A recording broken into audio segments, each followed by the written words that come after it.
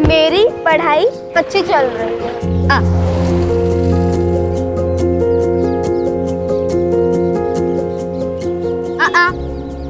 ताई please chocolate खानी है।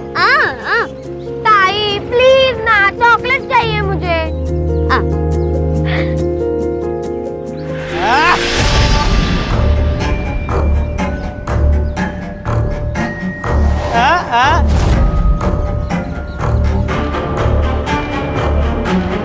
हाँ, सुन भी सकती, दोस्ती करेगी, दोस्ती।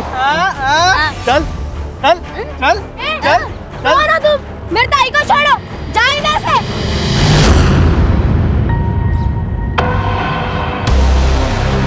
ए, अपनी मम्मी को जाके बोल दे तेरी ताई शाम को आएगी। चल ताई, चल ताई। खबरदार अगर इन लड़कियों के आसपास भी देखा मैंने तुम्हें तो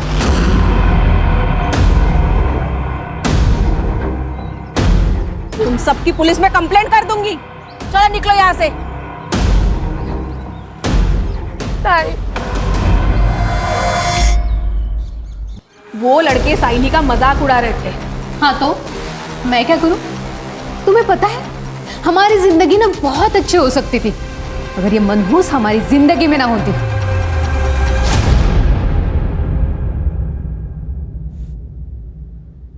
तुझे क्या लगता है मैं कम परेशान हूं? कितना अच्छा होता अगर पैदा होते ही मर जाती या अपनी मां के साथ मर जाती।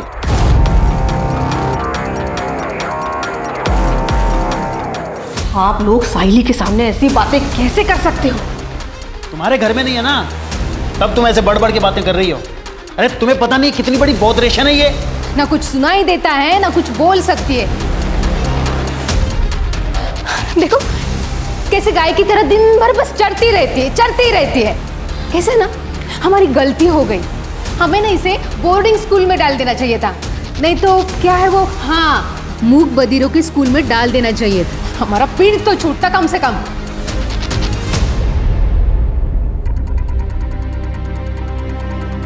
आप लोग ऐसी बातें कैसे कर सकते हो? आप जानते हो वो एक स्पेशल चाइल्ड है। अरे बिना परिवार के परेशान हो जाएगी वो लड़की। उसे प्यार, केयर, एक्स्ट्रा अटेंशन की जरूरत है। तो ये सब मिल जाएगा ना वहाँ पे बोर्डिंग स्कूल में। इसमें इतना हल्ला करने की क्या जरूरत है? तू जा एक गिलास पानी ले गया और चाय भी बनाना।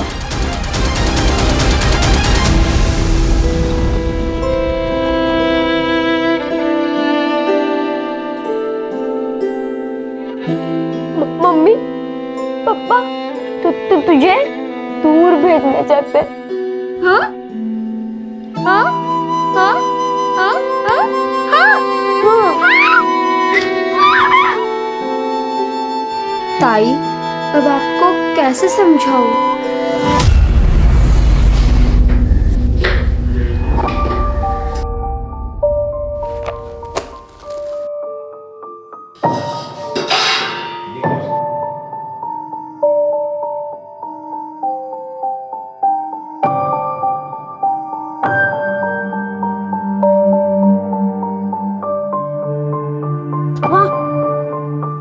इतनी गरम खिचड़ी कैसे खाएंगे?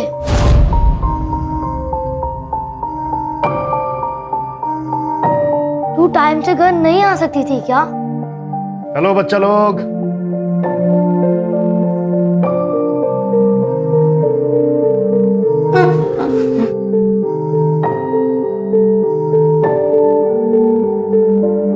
रोहिणी 3-4 घरों में झाड़ू, पोछा, कुटके का काम करती है ताकि उन पैसों से तुम्हें खिला पिला सके और स्कूल भेज सके।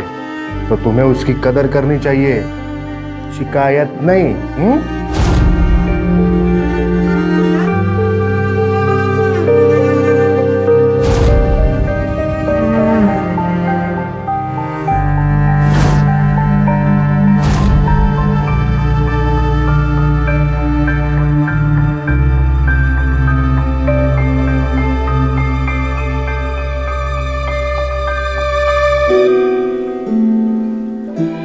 रोहिणी कह रही है कि उसे आने में लेट हुआ इसलिए उसे बुरा लग रहा है, पर पवार साहब की बीवी ने उसे एक्स्ट्रा काम दे दिया था जिसके उसे एक्स्ट्रा पैसे भी मिले, और उसी पैसों से वो अपने भाइयों के लिए नए कपड़े भी खरीदेगी।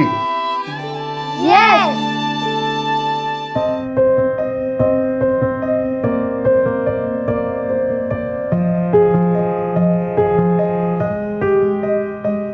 रोहिणी, मैंने एक एनजीओ में बात की है, वो तेरे 2 भाइयों के पढ़ाई को स्पॉन्सर करने के लिए तैयार है। एक बार स्पॉन्सर आ गए तो तेरे पैसों की समस्या खत्म हो जाएगी। ठीक है, मैं निकलता हूं।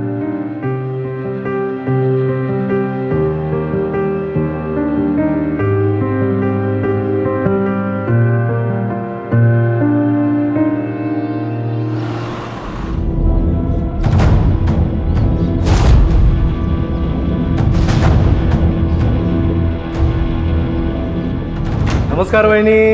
अरे कैसे हो? चिमाजी भाऊ या ना. कसे आहात? मी मस्त.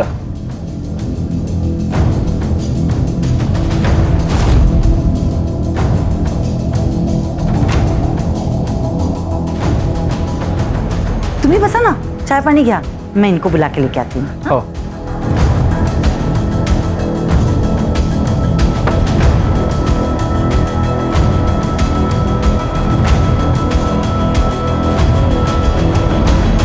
चिमाजी भाऊ कसे आहेत? मैं ठीक. बस देख संतोष, तू मेरा दोस्त है, इसी नाते मैंने तेरे दोस्त की मदद की, पर तब से वो गायब है, मेरा फोन भी नहीं उठा रहा है वो. देख तू उसे बोल दे कि ठीक से बर्ताव करे, वरना हिसाब चुकाना मुझे अच्छे से आता है, समझा? अरे नहीं नहीं, आप ऐसा कुछ नहीं करेंगे. अब मैं उससे बात करके समझाता हूँ.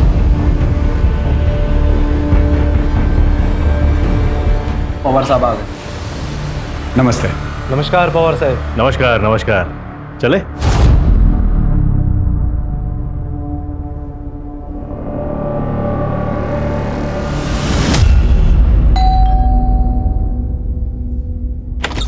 अरे कापसे साहेब या कसे आहात तुम्ही? नमस्ते वहिनी, तुम्ही कसे आहेत? मस्त मस्त, बसा ना.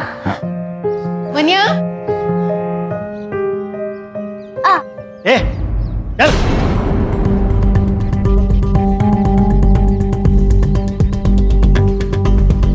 वो बता कैसा है? कैसा है तू?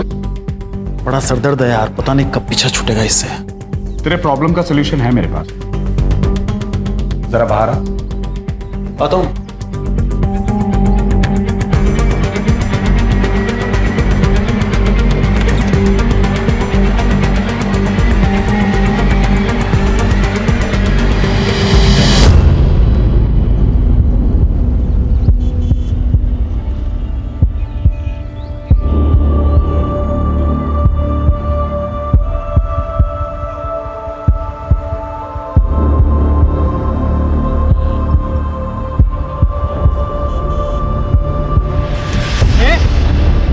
क्या समझती है अपने आप को? हाँ, उस दिन बहुत बनकर दिखा रही थी.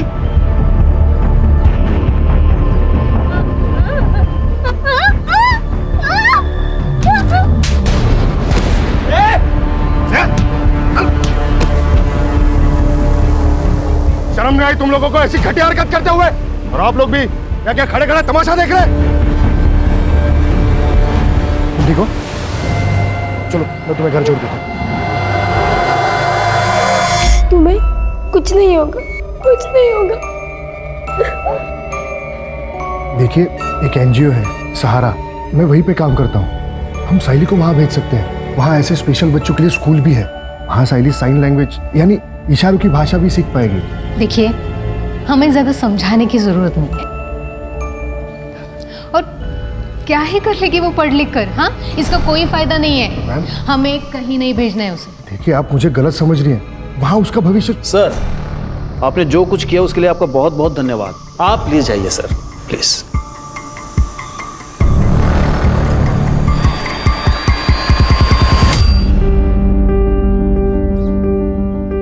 ताई, आज हमारे लिए क्या लेकर आओगी? पवार मैडम तीर्थ यात्रा पे गई है. जब वो वापस आएगी तब ताई को काम का एक्स्ट्रा पैसा मिलेगा, तभी ताई हमारे लिए कुछ खरीद पाएगी. वाह!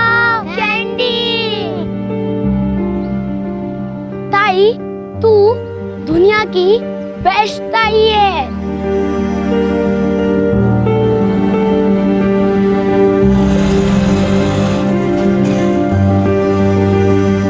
बाय दीदी। बाय दीदी।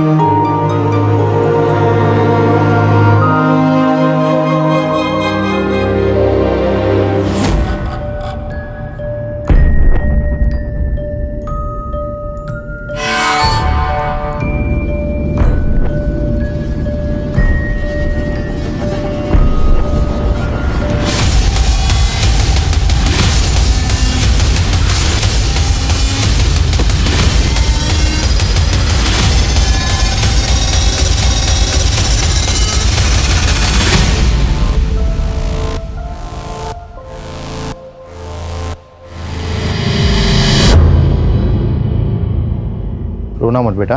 वो एनजीओ वाला लड़का कौन आता है? केदार दादा। उसको फोन लगा, शायद उसको मालूम रहेगा तुम्हारी ताई कहाँ है।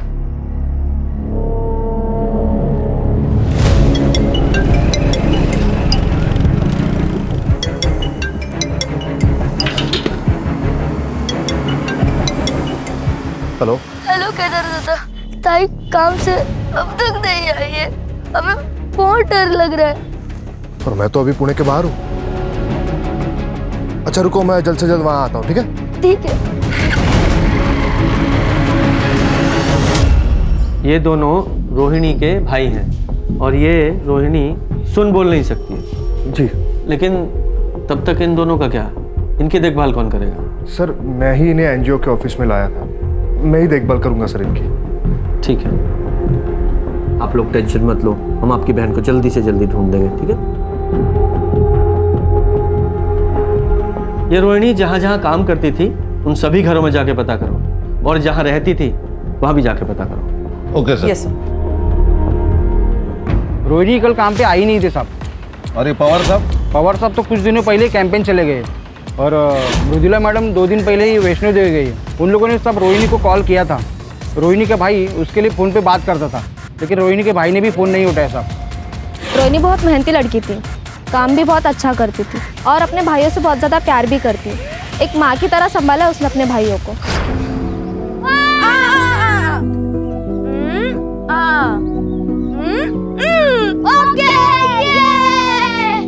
कभी कभी रोहिणी को घर आने में देर हो जाती थी। दोनों लड़कों को बहुत भूख लगती थी, इसीलिए रोहिणी ने एक तरीका निकाला था।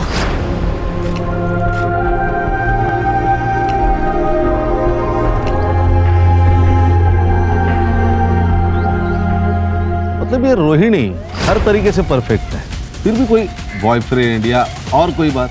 नहीं, ऐसा कुछ नहीं था, लेकिन मुझे कभी कभी ऐसा लगता था कि रोहिणी और उस एनजीओ वाले लड़के केदार के बीच में कुछ तो चल रहा है। वो दोनों एक दूसरे को ऐसे देखते थे जैसे उन दोनों में प्यार हो। लेकिन किसी ने भी श्योरिटी के साथ ये नहीं कहा है कि केदार उसका बॉयफ्रेंड है, राइट? सर, फिर भी हमने केदार को क्वेश्चनिंग के लिए बुलाया है। वो सीसीटीवी का क्या हुआ? सर, बस्ती या उसके आसपास तो कोई सीसीटीवी नहीं है, लेकिन हाँ सर, बस्ती के बाहर एक मेडिकल शॉप है, वहाँ का फुटेज मिला है। ये देखिए सर, ये देखिए, ये देखिए सर, ये रोहिणी का रोज का रूट है। इसी रास्ते से वो हर रोज काम पर जाती है। सर, हम पवार के घर पे भी गए थे, उसके वॉचमैन से पूछताछ की, सीसीटीवी भी चेक किया, लेकिन रोहिणी उस दिन उसके घर नहीं पहुंची थी। इस केस में सबसे बड़ा प्रॉब्लम यह है कि रोहिणी सुन बोल नहीं सकती है, ना ही वो मोबाइल इस्तेमाल करती है जिससे उसकी लोकेशन या उसके बारे में पता चल सके। इनफैक्ट चैट का तो सवाल ही नहीं पैदा होता। इस केस को पुराने तरीके से सॉल्व करना पड़ेगा। पर साइली तुम्हारा अपना खून है। तो क्या हुआ? गंदा खून है। मुझे नहीं चाहिए ये अपने घर में, मुझे लड़का चाहिए, और नंदिनी को भी। प्रॉब्लम तुझ में है, साइली में नहीं। मतलब क्या है तुम्हारा? तुम्हारी पहली बीवी सुधा, जिसने साइली को जन्म दिया, और तेरी दूसरी बीवी नंदिनी, इसने भी एक बेटी को जन्म दिया, अदिति को। तो फिर तू सिर्फ साइली के बारे में क्यों बात कर रहा है? क्योंकि बोझ है हमारे ऊपर, गले में फंसी हड्डी है जिसे हम निकल नहीं सकते, इतने खर्चे हैं हमारे। और एक बात बताइए, ऐसी लड़की से शादी कौन करेगा? सही बात है। तुम दोनों को समझ रही हूँ, पर मैं तुम दोनों को वार्निंग दे रही हूँ, अगर साइली के साथ तुम दोनों ने कुछ भी गलत किया ना, तो मैं पुलिस में तुम्हारी कंप्लेंट करूंगी।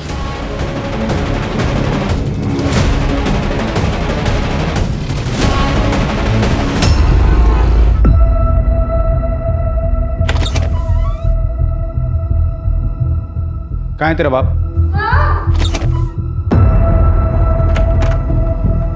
मैं तुझे अभी भी बोल रहा हूँ, तेरी सारी मुसीबतों से छुटकारा पा ले, वरना तेरे को बहुत बड़ी प्रॉब्लम हो जाएगी।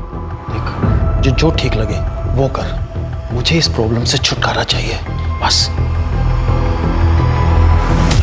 नहीं सर, मेरे और रोहिणी के बीच कोई रोमांटिक रिलेशन नहीं था। लेकिन पड़ोसियों ने तो तुम्हें रोहिणी का हाथ पकड़े हुए देखा था।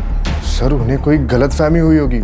मैं तो बस उसे इमोशनल सपोर्ट देने की कोशिश कर रहा था, क्योंकि मुझे पता है सर, जो लोग बोल और सुन नहीं सकते वो खुद को दुनिया में अकेला महसूस करते हैं। हर्षा, भाई साहब तो बहुत होशियार है।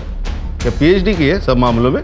नहीं सर, एक्चुअली मेरे आई बाबा बोल और सुन नहीं सकते, मुख बधिर है, और अकेला ही होने के नाते मैंने बचपन से देखा है कि ऐसे लोगों को बहुत दिक्कत होती है। इसलिए सर मैंने बचपन में ही सोच लिया था कि मैं ऐसे लोगों के लिए कुछ करूँगा। इसलिए सर मैंने एनजीओ ज्वाइन किया। तो मैं रोहिणी को कैसे तकलीफ पहुँचा सकता हूँ सर? वो तो बहुत यकीन करती थी मुझ पर।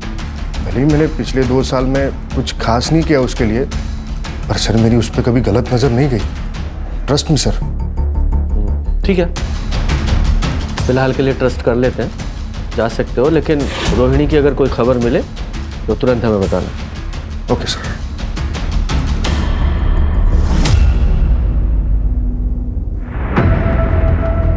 ये रोहिणी जा कहाँ सकती है? अभी तक एक भी क्लू हाथ नहीं लगा है।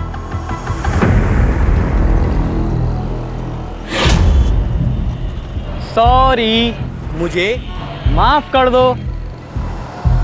ये लो, तुम्हारे लिए। तुम्हें ये गुलाब और चाहिए? ये गुलाब वहां पर बहुत सारे हैं। चलें? चल आ, चल चल। ए, तू रुक क्यों गई? चल। अरे आगे मिलेगा, आगे चल। अरे रुक, सुन तो, अरे चल ना, सुन।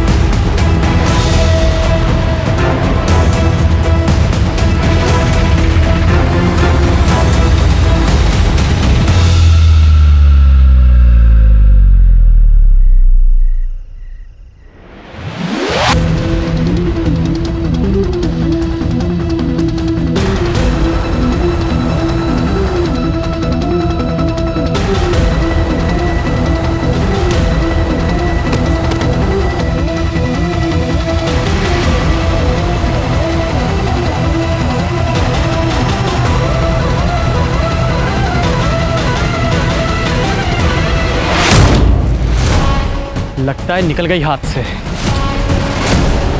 आई नहीं, अभी तक नहीं आई। उसे ढूंढने के लिए जाओ ना। आई, तेरी बहन कोई छोटी बच्ची नहीं है, आ जाएगी वापस। वो रास्ता भटक गई तो?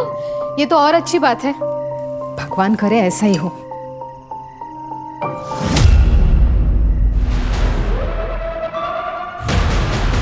नहीं मिली, एक काम करते हैं, पुलिस के पास चलते हैं। नहीं, ये तो हमारे लिए अच्छा है ना, हम बस चुप रहेंगे। अदिति अगर पूछेगी तो उसे क्या जवाब देगा? आप उसकी चिंता मत कीजिए, मैं अदिति को संभालूंगी।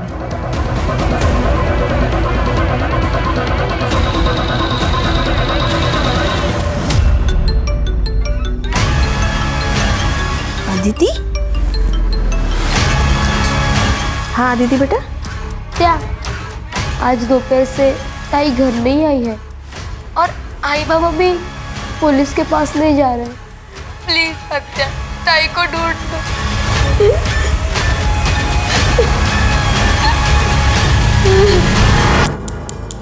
ये सायली 16 साल की है। सायली मूक बधिर है।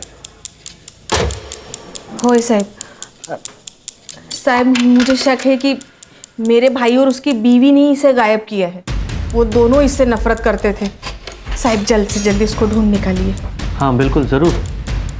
अच्छा, सायली की पूरी डिटेल्स ले लो, जाइए आप। जी सर, आइए। सर, कहीं ये केस रोहिणी से कनेक्टेड तो नहीं है? क्योंकि दोनों लड़के अमुक बधिर हैं और दोनों का एज ग्रुप सेम है। हाँ, लेकिन अभी ये अनुमान लगाना ठीक नहीं होगा। पहले चल के सायली के माँ बाप से मिलते हैं। Okay.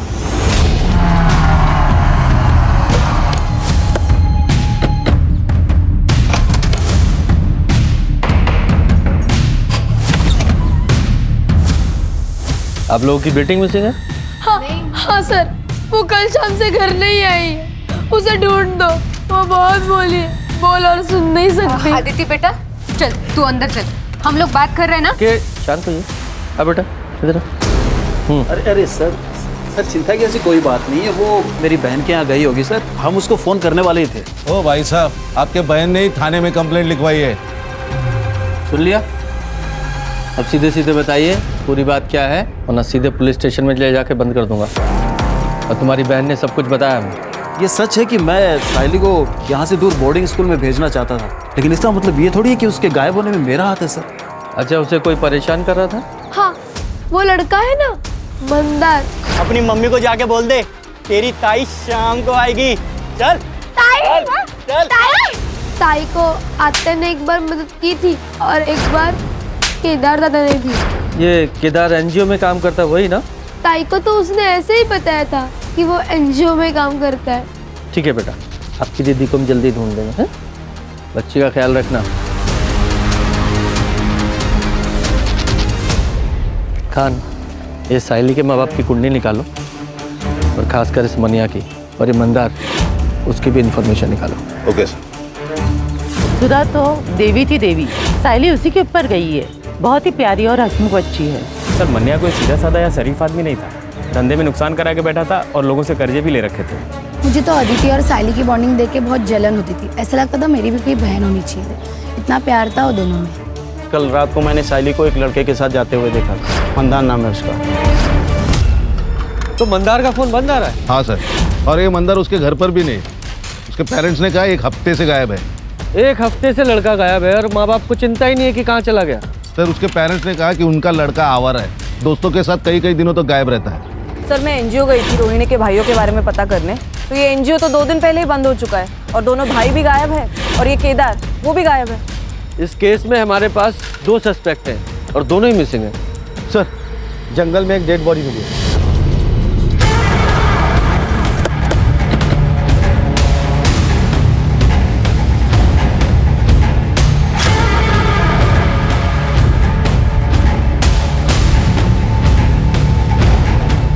Sir, multiple stab wounds है और लगता है इसके साथ रेप भी हुआ है। अच्छा, बॉडी को पोस्टमार्टम के लिए भेजो। Yes sir. हाँ, अगर ये दोनों केस कनेक्टेड है तो सायली भी खतरे में है।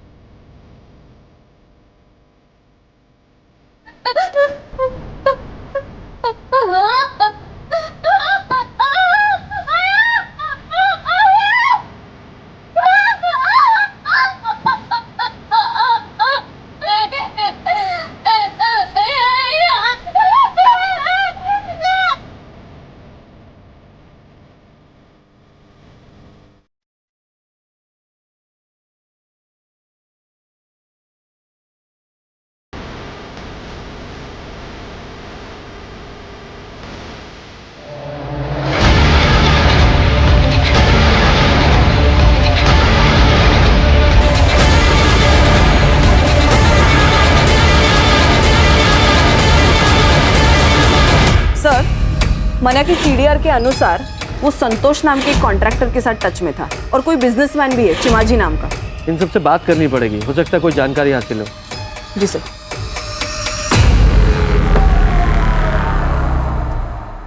सर मन्या का अच्छा दोस्त होने के नाते जब मन्या को नुकसान हुआ तो मैंने उसे मदद की थी। चीमा जी से मैंने उसे 25 लाख रुपए दिलवाए थे। गलती हुई जो मैंने उसे लोन दिया, इंटरेस्ट तो मिला नहीं, उल्टा मेरा पैसा लटक गया। सर मैंने गारंटी ली थी, मैं बहुत प्रेशर में आ गया था, इसलिए मैं बार बार उसे कॉल करता था और मिलता था और उसे बोलता था पैसे दे दे पैसे दे दे। यार मैं चीमा जी को क्या जवाब दूँ? अब मैं अपने एसेट्स बेच के तो तेरी लोन पे नहीं कर सकता ना। संतोष तो मेरे भाई जैसा है, कुछ भी करके उनको समझा दे। खान, इन लोगों के पास मोटिव तो है साइली को उठाने का, ताकि मनिया पैसे वापस कर सके। नजर रखना इन दोनों पे। सर, ये केदार का फोन अभी अभी स्विच ऑन हुआ है हाईवे के पास। चलो। ये मोबाइल कहाँ से मिला? सब रास्ते में गिरा हुआ था, मैंने उठा लिया। चलो दिखाओ वो जगह। सब यहाँ मिला हुआ था।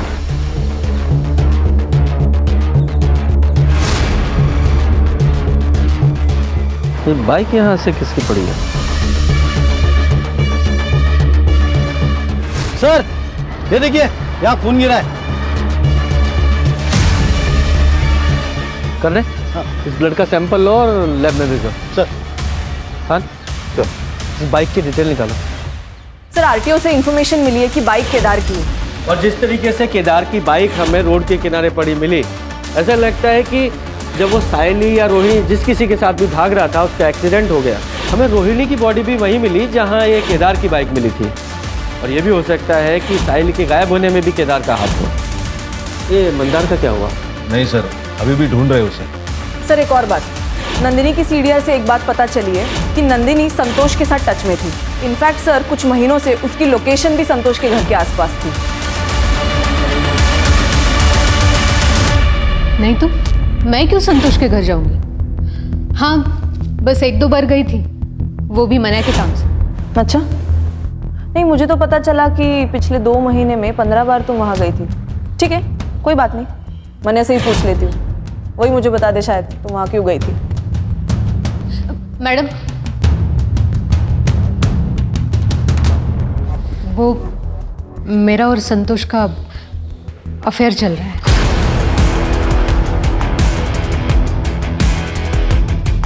मने और मैं हमेशा से एक बेटा चाहते थे। इनके खानदान में कभी कभार ही बेटे होते हैं।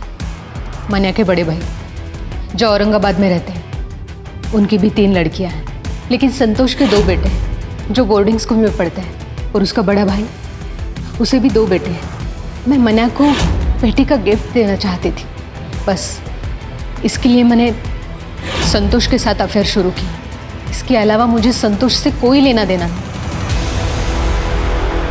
विचित्र बात है ना कि पति को लड़का गिफ्ट करना है तो पति के दोस्त के साथ ही अफेयर कर डाला। वाह, कमाल है। सर, नेक्स्ट लेवल की पतिव्रता है। ये डेली सोप के सीरियल के लिए नया सब्जेक्ट मिल गया। सर, रोहिणी की पीएम रिपोर्ट। रोहिणी की मौत हुई है 19 नवंबर को रात को 10 से 12 बजे के बीच, और रीजन ऑफ डेथ है मल्टीपल स्टैब वुंड्स। रोहिणी 2 हफ्ते प्रेग्नेंट थी, तो ये प्रेगनेंसी तो नहीं उसकी मौत का कारण? पॉसिबल है। सर, केदार के बारे में इंफॉर्मेशन मिली, वो सिटी हॉस्पिटल में एडमिट है। पिछले हफ्ते उसका एक्सीडेंट हुआ था, फ्रैक्चर भी है। और एक बात सर, ये बाइक के पास जो ब्लड स्टेन मिले थे वो केदार के। एनजीओ तो बंद हो गया है सर, क्योंकि वहाँ की लीज खत्म हो गई थी और ओनर ने उसे रिन्यू करने से मना कर दिया था, क्योंकि किसी बिल्डर से उसे उस ज़मीन के लिए अच्छे ऑफर मिल रहे थे। इसलिए रातों रात सर एनजीओ बंद कर दिया गया। रोहिणी के दोनों भाई कहाँ हैं? सर, एनजीओ को टेम्पररी बेसिस पे पुणे शिफ्ट कर दिया गया है। तुषार और तन्मय सर दोनों वहीं पे हैं। मैं पुणे जा ही रहा था कि हाईवे पे मेरा एक्सीडेंट हो गया। भला उन लोगों का जो मुझे हॉस्पिटल लेके आए। तुम्हें पता है रोहिणी का मर्डर हो गया है और वो साहिली वो गायब है। मैं तुषार और तन्मय को कैसे बताऊंगा कि बहन मर गई?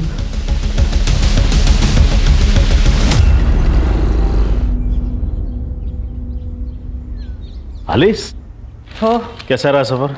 बहुत अच्छा। रोहिणी कहाँ? आज आई नहीं क्या? रोहिणी तो तब से काम पे नहीं आ रही है जब से तुम वैष्णो देवी गई हो। और अब तो पुलिस को उसकी लाश भी मिली है। क्या? पुलिस ने बताया कि रोहिणी का रेप और मर्डर हुआ है। ये तो बहुत बुरा हुआ अविनाश। आप किसी भी हाल में उसके कातिल को ढूंढवाओ और उसे सजा दिलाओ। अपने पूरे पावर का इस्तेमाल करो और उस बेचारी को इंसाफ दिलाओ।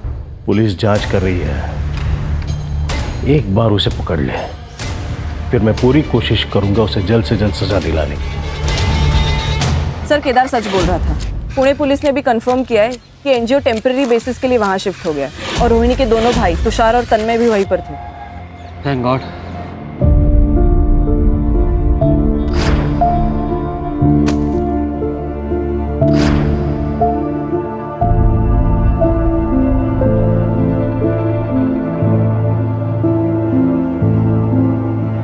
ताई, कहाँ हो तुम ताई? जल्दी वापस आओ ना। सर ये मंदार का फोन मार्केट में बंद हुआ था। ये मंदार के फोन में 2 सिम कार्ड थे, जिसमें से एक सिम कार्ड हमें उसके घर से मिला था।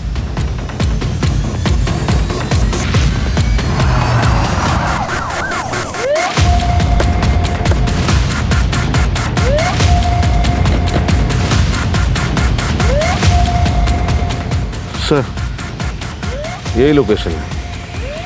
चलो चेक करो। जी सर।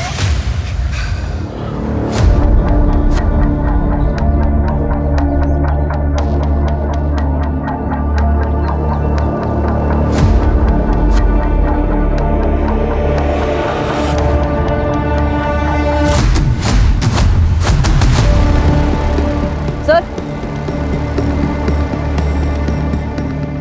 ईयरिंग है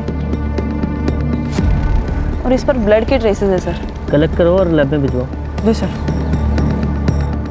खान, ये ईयरिंग्स पे लगे ब्लड को रोहिणी और साइली दोनों के ब्लड से मैच कराओ और लैब में भेजने से पहले इस साइली के पेरेंट्स को भी दिखाना। Okay sir. और चेक करो आसपास कोई सीसीटीवी है क्या, अगर है तो उसकी फुटेज निकलवाओ। Okay sir.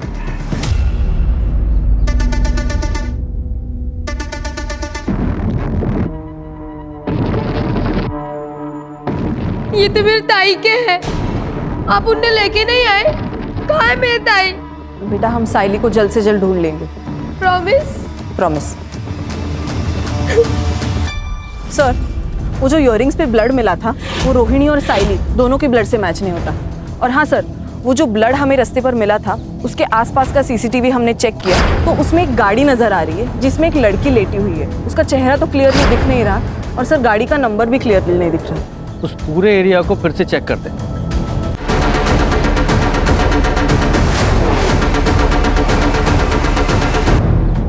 ताला बंद है।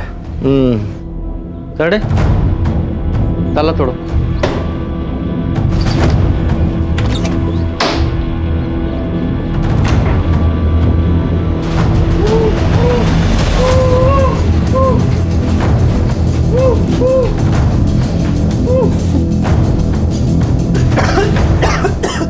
अच्छा पानी दो।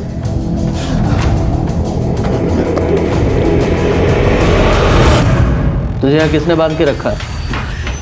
उस रात जब मैं साइनी के साथ था तो मुझे किडनैप कर लिया गया।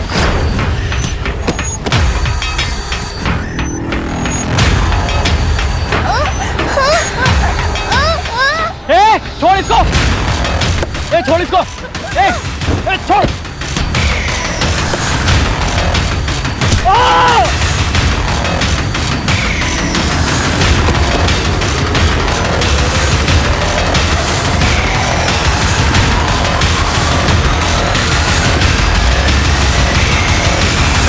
और जब मेरी आँख खुली तो मैं यहाँ था। मुझे नहीं पता कि मैं कितने दिनों से यहाँ पर हूँ। 1 हफ्ता हो गया तुझे। जब तूने साइली पे हमला किया था तब से गायब है तू, और तेरी वजह से वो भी सिंह है। मैं तो बस साइली का फ़ायदा उठाना चाहता था। उसकी वजह से मुझे आरती और केदार ने थप्पड़ मारा, लेकिन सच में मुझे नहीं पता कि साइली कहाँ है। तुझे उस कार का नंबर याद है? नहीं, अंधेरे की वजह से मैं ज़्यादा देख नहीं पाया। सर कुछ हाथ नहीं लगा और कोई खबरबात भी नहीं। सर हमने पूरी तरह ट्राई की कि ये जानने के लिए कि वो गैराज किसका है, लेकिन कुछ नहीं सर। और वो एरिया भी पूरी तरह छान लिया, साहिल का भी कुछ पता नहीं। हाँ क्या सर? हाईवे के पास एक लड़की मिली है बेहोश हालत में, और उसका डिस्क्रिप्शन भी साइली से मैच होता है। अच्छा, तुरंत वहाँ जाओ।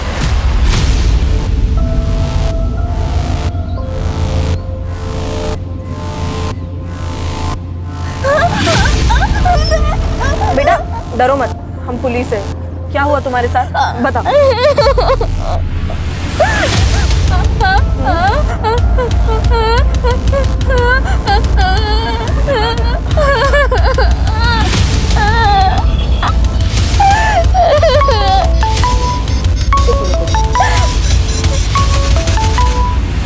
हेलो सर, हम साइली को मेडिकल टेस्ट के लिए लेके जा रहे हैं। और हाँ सर, हमें शायद केदार की मदद लगे। ये क्या कह रही है कुछ समझ नहीं आ रहा सर। Yes sir. सर, साइली की मेडिकल रिपोर्ट से तो ये बात क्लियर है कि उसके साथ मल्टीपल रेप्स हुए हैं। केदार। हाँ सर। सवाल पूछो जरा। Yes sir.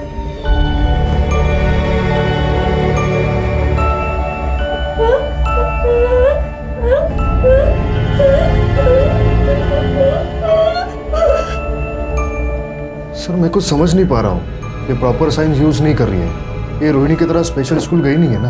तो फिर कौन है जो इसकी भाषा समझ सकता है? सर, मुझे पता है कि हमारी मदद कौन कर सकता है।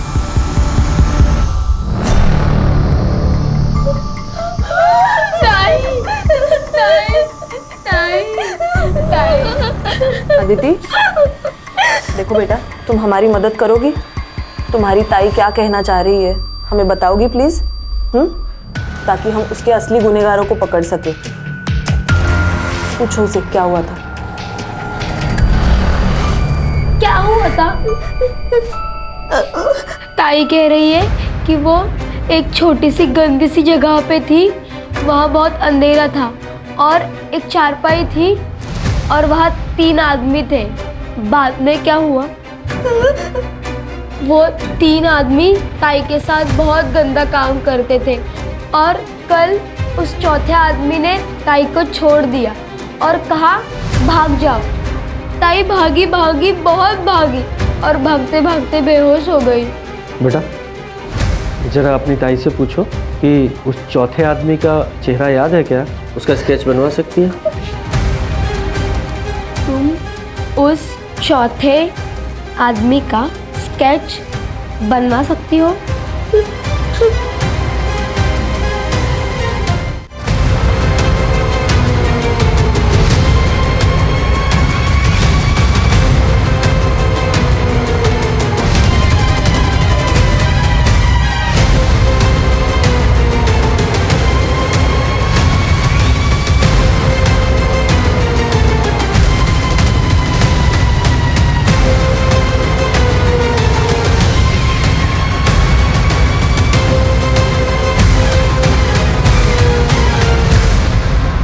ये स्केचेस,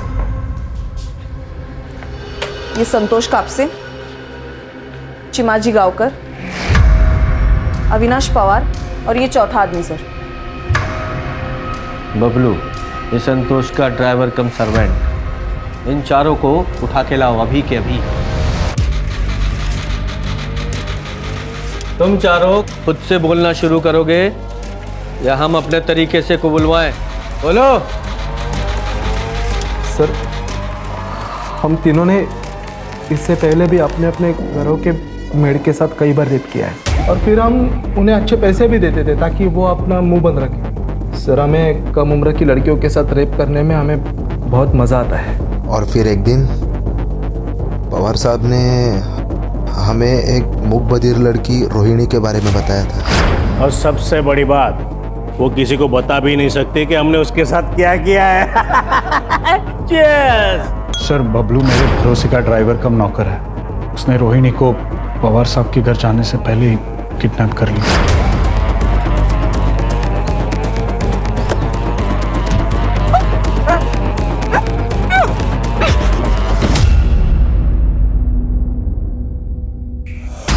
वो रोहिणी को मेरे फार्म हाउस पर लेके आया और हम तीनों ने उसका रेप किया।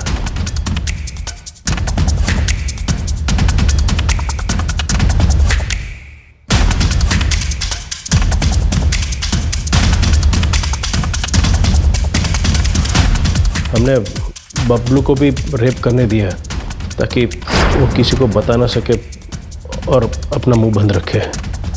हमें दिव्यांग लड़कियों का रेप करने में तीनों को किक मिली। अब हमें ऐसी लड़की चाहिए थी,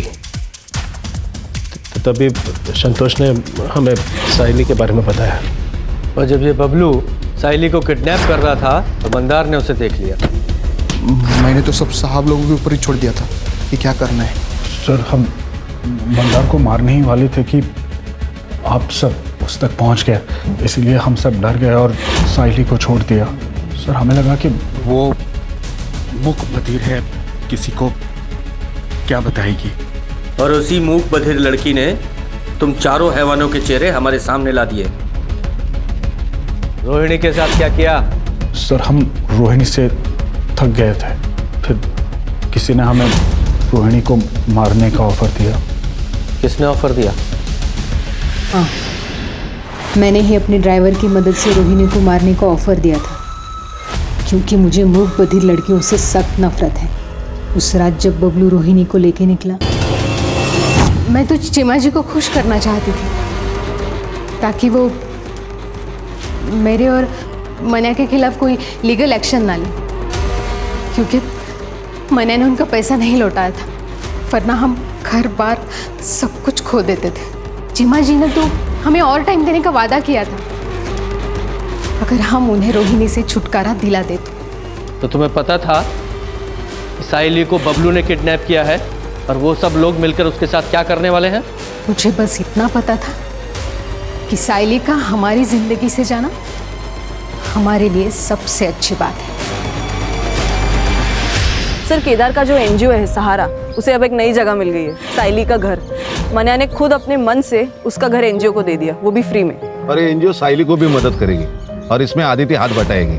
और ये केदार, ये भी बहुत खुश है सर। हमें अपनी सोसाइटी में केदार जैसे लोगों की जरूरत है ताकि आगे जाके पुलिस को भी हेल्प हो। सही कहा सर।